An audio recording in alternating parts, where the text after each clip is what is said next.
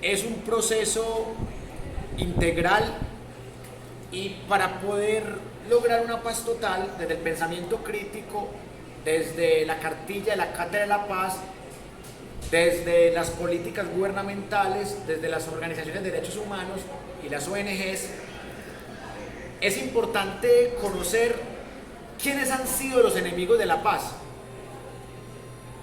Porque la paz no es una utopía, no es un camino de pétalos.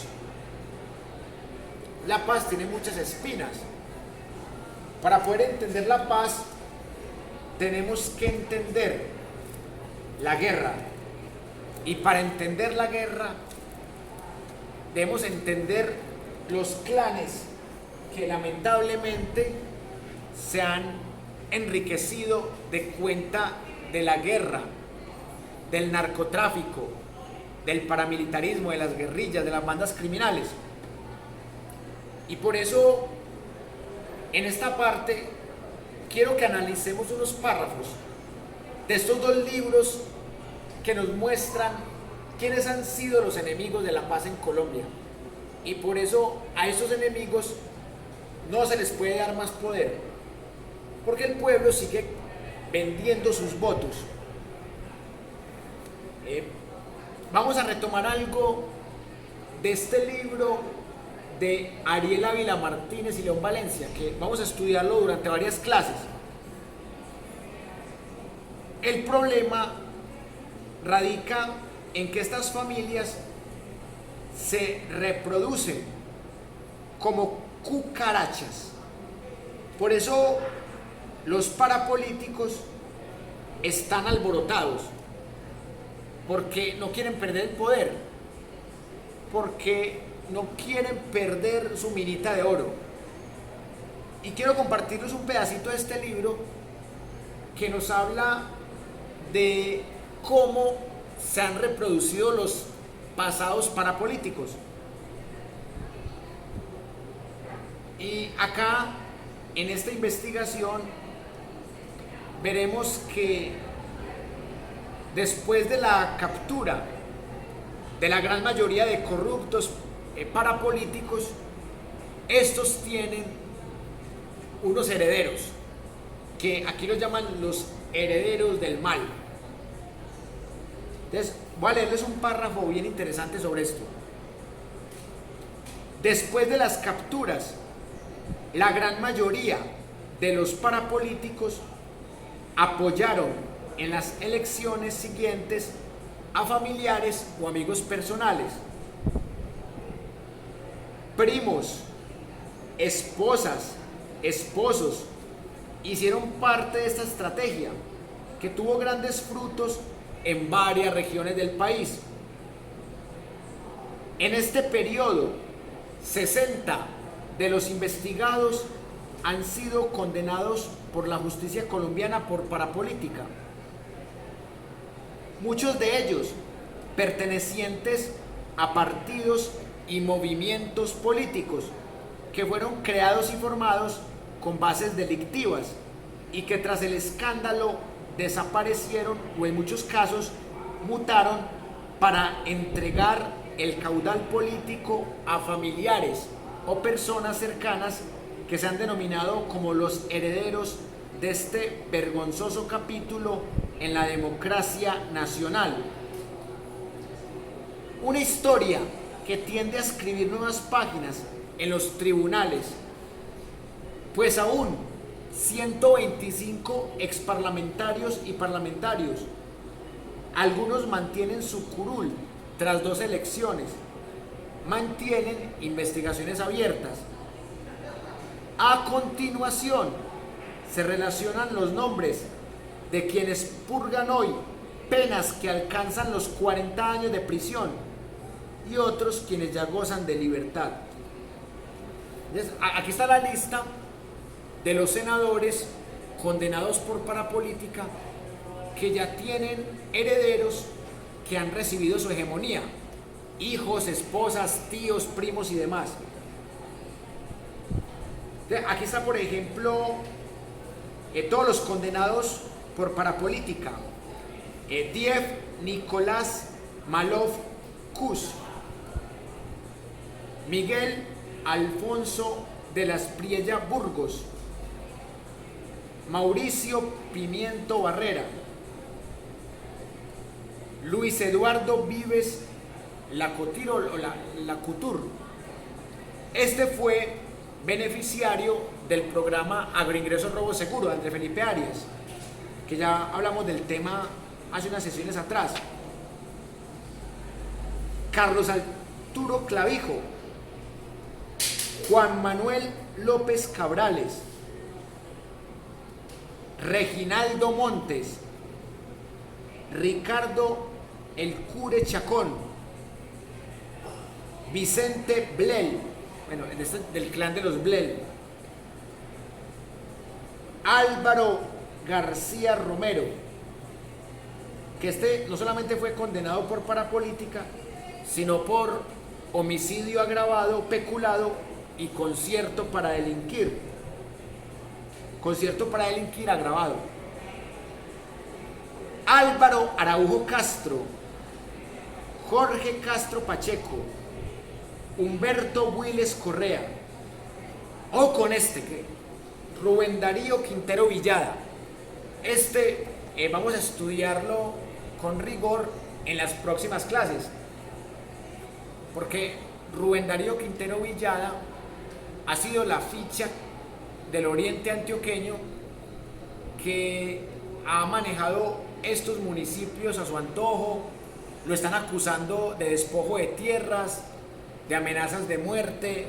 Fue condenado por parapolítica en el 2010 por vínculos con el paramilitar alias El Alemán, y además ha sido mano derecha de Álvaro Uribe Vélez desde los 80s. Incluso en marzo de 1988 hay una fotografía de Uribe haciéndole campaña a él en Río Negro, y en esa época recuerden ustedes que Álvaro Uribe pertenecía al cartel de Medellín. Entonces Rubén Darío Quintero Villada ya tiene su heredero, que es el senador del Centro Democrático Esteban Quintero Cardona, que también lo están acusando de despojo de tierras en el Carmen de Iboral y en Río Negro. Antonio Valencia Duque, otro que también quiere dejar su legado. Y ojo con otro beneficiario de Agroingresos Robo Seguro, primo de Álvaro Uribe, Mario Uribe Escobar. Este primo de Uribe también fue beneficiario de Agroingresos Robo Seguro y condenado por parapolítica. Enrique Rafael Caballero, Ciro Ramírez Pinzón, Luis Humberto Gómez Gallo, Juan Carlos Martínez Sinisterra, Carlos Higuera Escalante, Carlos Julio Galvis Anaya, Jorge Enrique Merlano, otro de los Merlano. Y ojo que también la señora Aida Merlano va a seguir hablando de esos del clan de los Char que compraban votos. Óscar Josué Reyes, Luis Alberto Gil, Miguel Pinedo Vidal, Javier Cáceres Leal, Mario Salomón Nader, otro de los clanes liberales parapolíticos, y también tiene que ver con el bloque Elmer Cárdenas de alias El Alemán. O sea que, al igual que Rubén Darío Quintero Villada, este señor Mario Salomón Nader también tiene que ver con ese clan y con esos paramilitares. William Montes, Óscar de Jesús Suárez Mira, mucho con porque también tiene que ver con el ex jefe paramilitar Freddy Rendón Herrera, alias El Alemán.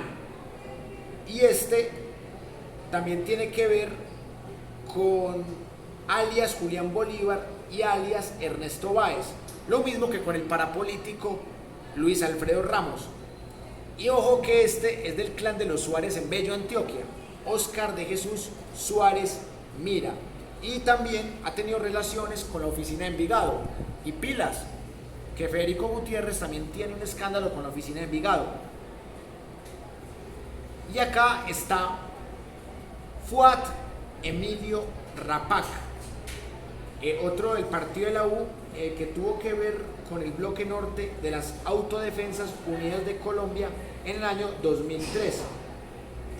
Y bastantes escándalos tuvo allá en el Magdalena. Y al final pues también se habla de los representantes a la Cámara que fueron condenados por parapolítica, y estos también han tenido que ver con algunos clanes y con algunos movimientos en distintos departamentos. Alfonso Campo Escobar, bueno, este representante de la Cámara que también tuvo que ver con alias Jorge 40. Eric Julio Morris Taboada, fue alcalde de Sincelejo y también tuvo que ver con paramilitares como Salvatore Mancuso Gómez, con Eduardo Cobos Telles, con Diego Vecino y con Eder Pedraza Peña, lo mismo que con Ramón Mojana. Otro, Muriel de Jesús Benito Rebollo, otro que tuvo que ver con el bloque norte de las Autodefensas Unidas de Colombia, con este grupo paramilitar. Rocío Arias Hoyos, esta es una periodista metida en parapolítica y que también fue aspirante al Congreso y se convirtió en representante de la Cámara después de ser periodista, y terminó involucrada con Don Berna, con alias Ernesto Báez y con alias Macaco, otro que también está prendiendo el ventilador para denunciar a politiqueros que tuvieron que ver con ellos. Y ojo con esta, Eleonora María Pineda. Ella también fue concejal del municipio de Tierra Alta, Córdoba, en el 2001, y luego fue representante de la Cámara con 82.000 votos.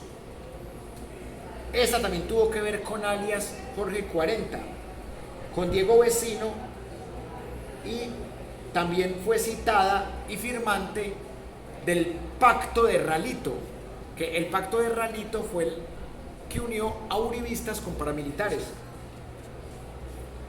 Carely Patricia Lara Vence, otra que obtuvo el poder con 12.000 votos y fue condenada por la Corte Suprema de Justicia.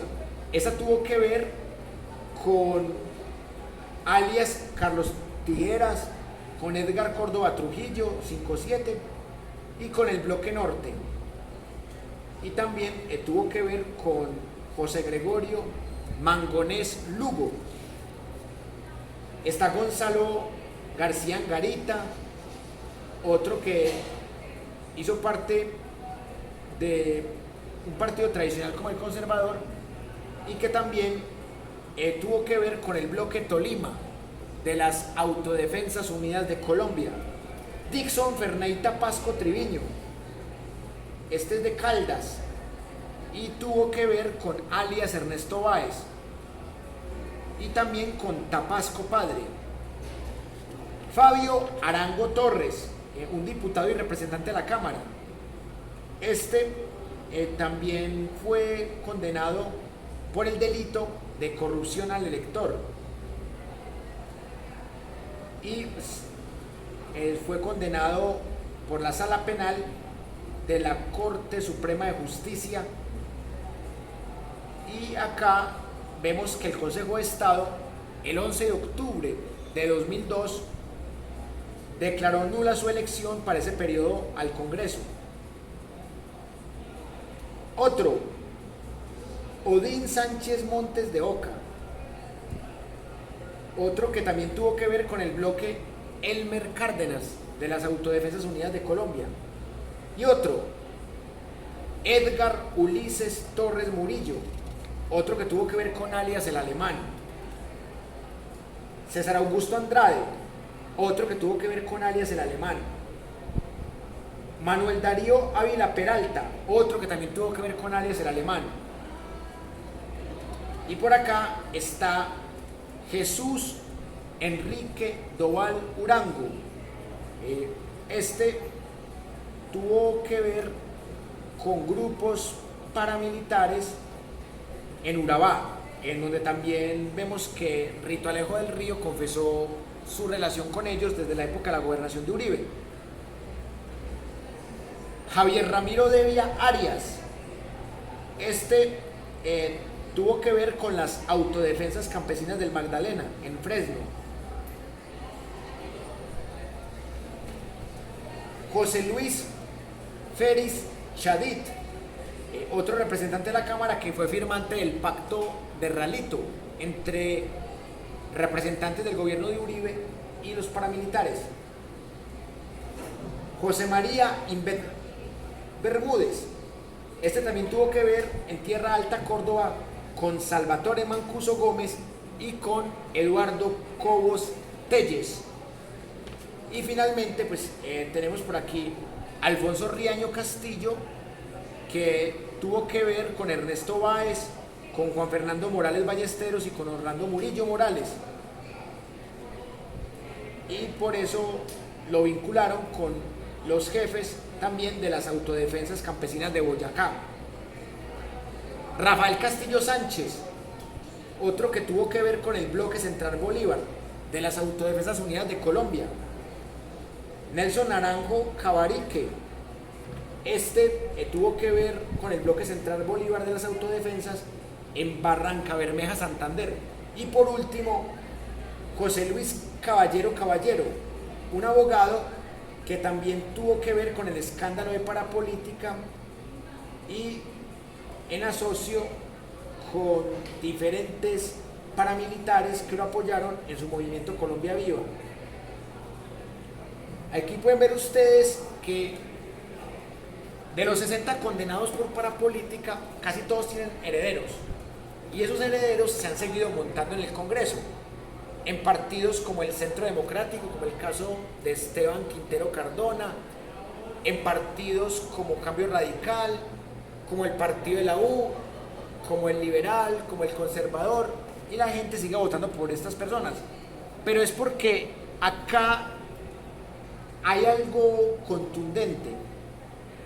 Ellos tienen todos los mecanismos económicos, politiqueros y culturales para seguirse perpetuando en el poder en cuerpo ajeno.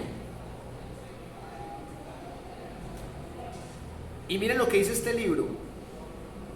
Queda claro que a pesar de los esfuerzos de diferentes sectores del país por desenmascarar a los políticos aliados social y jurídicamente con grupos criminales, la ciudadanía de algunas regiones sigue votando por los mismos candidatos con oscuros orígenes. Es decir, que las dádivas, la compra de votos, los cupos indicativos y el caudal heredado de parapolíticos siguen marcando el fatal destino de la democracia colombiana. Un círculo vicioso que este libro de Ariel Ávila Martínez y de León Valencia desentraña en sus costumbres más dañinas y reiterativas, una reflexión que sirve para la búsqueda de la paz y una nación que luche abiertamente contra la corrupción. Por eso hemos empezado una campaña desde este libro de Laura Ardila Arrieta contra el clan de los Char. ¿Qué dice Juanita León, directora de La Silla Vacía, de este libro? Desde la llegada, con una mano atrás y otra adelante, del abuelo de Alex Char, oriundo de Damasco, al pueblo caribe de Lorica, hasta la ya famosa escena romántica en el malecón entre el político barranquillero y Aida Merlano, Laura Arrieta construye y reconstruye la trayectoria del poder de los Char como solo lo puede hacer una gran cronista. Y mira lo que dice Ana Bejarano, directora del 20. La historia de la publicación de la Costa Nostra es la prueba de que sí existen poderosos que temen a la verdad en Colombia, pero también de que no siempre imponen el silencio. La editorial Planeta le dio miedo publicar este libro. Dice que por una posible demanda del clan de los Char. Y es triste porque con la editorial Planeta pudo tener más impacto que con Rey Naranjo Editores, pero no importa. A pesar de que Planeta le dio miedo publicar este libro, acá lo tenemos. Y este es el mayor compendio de la mafia criminal de los dueños del Junior de Barranquilla, el clan de los Char. ¿Qué dice Jonathan Buck, director de la FLIP, de la Fundación para la Libertad de Prensa en Colombia? Todo tipo de censura busca también fomentar la estupidez. Este libro es un acto de resistencia contra esa censura, contra la estupidez. Es una joya periodística que también es emoción. Estoy de acuerdo con Jonathan Buck. Realmente la estupidez es un tema de falta de entendimiento. Y eso no es malo. O sea, no es malo ser estúpido. Lo malo es quedarse toda la vida estúpido. O sea, toda la vida defendiendo los mismos criminales de siempre. Defendiendo los bonos de agua Carrasquilla, en donde estafaron a más de 117 municipios. Defendiendo paraísos fiscales. Defendiendo dádivas. Defendiendo cupos indicativos. Defendiendo parapolíticos. Defendiendo terroristas de Estado. Defendiendo crímenes de lesa humanidad. Y finalmente dice Alejandro Gómez Dugán, director de la Liga contra el Silencio, que este libro vea la luz en este momento nos recuerda que no hay mejor respuesta a la censura que el ruido colectivo de una ciudadanía alerta. Por eso la señora Laura Ardila Arrieta debería permitir que este libro sea publicado en audiolibros también, que sea masificado. Pero según me dijeron que este libro no se puede reproducir en otros medios que porque se viola la ley de derechos de autor. Entonces me parece muy contradictorio que Laura Ardila Arrieta quiera que esto sea masivo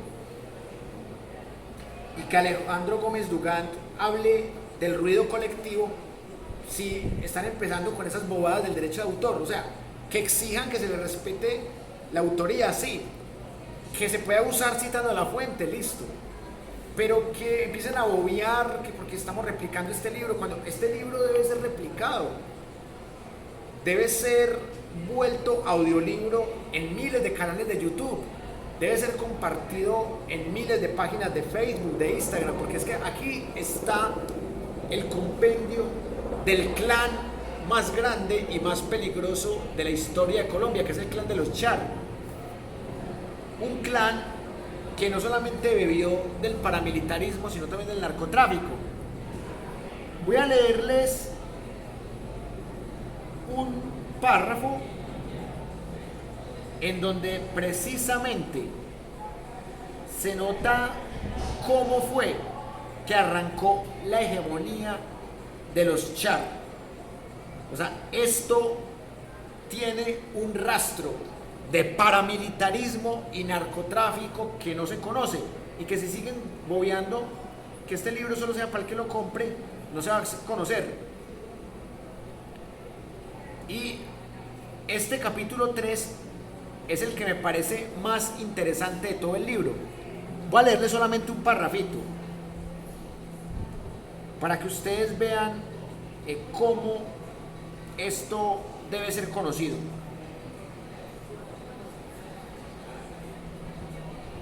Y dice así: